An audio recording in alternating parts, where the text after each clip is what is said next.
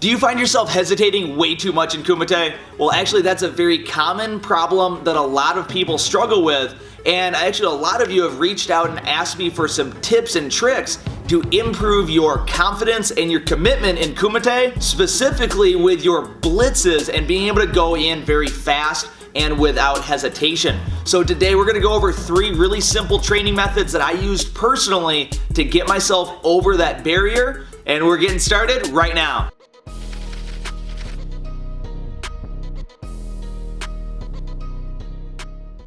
Hey, what's going on, team? All right, so we've had a lot of requests regarding this same idea. A lot of people that are having issues hesitating too much in Kumite, and they wind up getting hit because they're only committing halfway. So that's a really common issue that I see all of the time, and I've helped a lot of people overcome that fear and gain that confidence that you need, including myself. I used to be very hesitant in sparring, and I definitely paid for it. So I know the struggle, I know the problem that it causes, and that's why I want to help you out with these 3 quick and easy training methods. Now, the methods are easy. I'm not saying that the process will be easy, but my goal on here is to help you in any way possible. So if after this video you have any questions or any video requests, anything that I can help you with, always make sure you toss it down in the comments, or even if you just want to drop a comment to say, hey, I love talking with everybody down there. Now, before we go on to number 1, all 3 of these are things that you're going to be doing with a training partner. Now, I do have variations that you can do without any training partners by yourself at home. And if that's something that you want, toss a comment down below and I'll make sure I make that video for you. All right, let's go ahead and jump right into number 1. So the first method that we're talking about today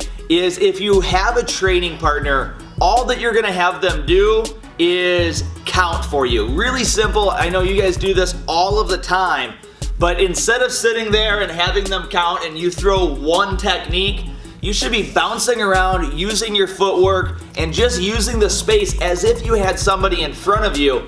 And as soon as they count, your goal is to immediately explode forward and throw your combination. Now, I know that this seems pretty self-explanatory and obvious, but it is definitely something you want to incorporate in a more fluid manner. So quite often I see people doing this and they'll sit up and just kind of sit here and almost relax, and then when the count comes, they throw their motion. But that's not how you're actually going to apply it. So we want to make sure we're training a little bit more realistically. So if you're doing more competition Kumite where you're bouncing and you're moving around a little bit lighter on your feet, you should be doing that during the drill. Don't always face towards the front of the room, move around, do circles, and just generally use your footwork that you would normally use. So if I'm moving around here and the person counts, even if I'm shifting off to the side when they count, I need to immediately be able to come in and throw my combination. All right, so that's number 1. Again, pretty simple, but it is a great way to start off your training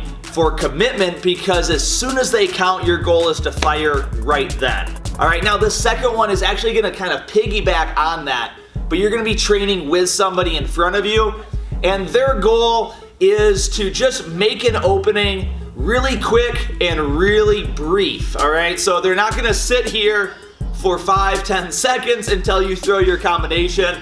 They might be bouncing and then just lift their arm like this and hold it up there for a second, maybe half a second, depending on your skill level. All right, so if I am holding the guard for you, I might go like this. And that's as long as I'm gonna hold that opening there. Because the idea is that we're training not to have to think about it and plan then, but instead reacting with what you already have. So if I'm bouncing around this way, I might drop my hand and then bring it right back up.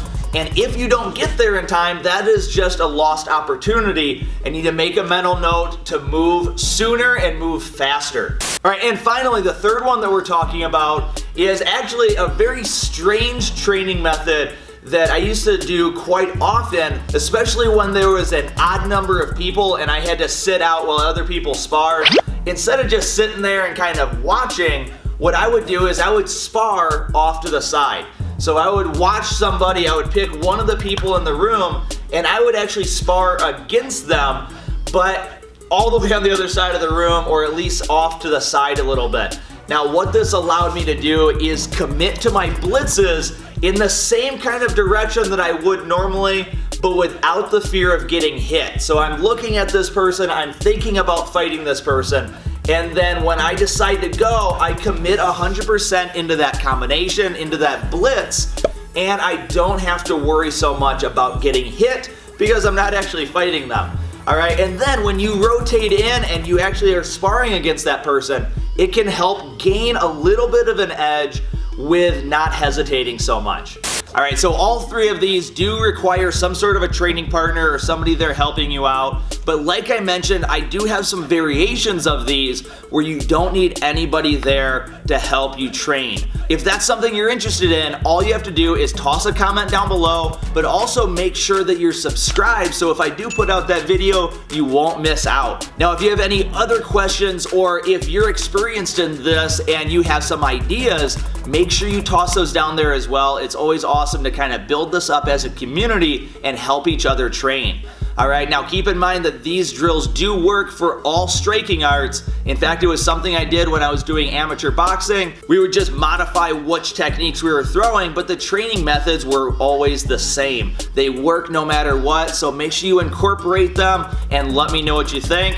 But with that, have an awesome day, have a great time training this, and I'll see everybody in the next video. Alright, peace.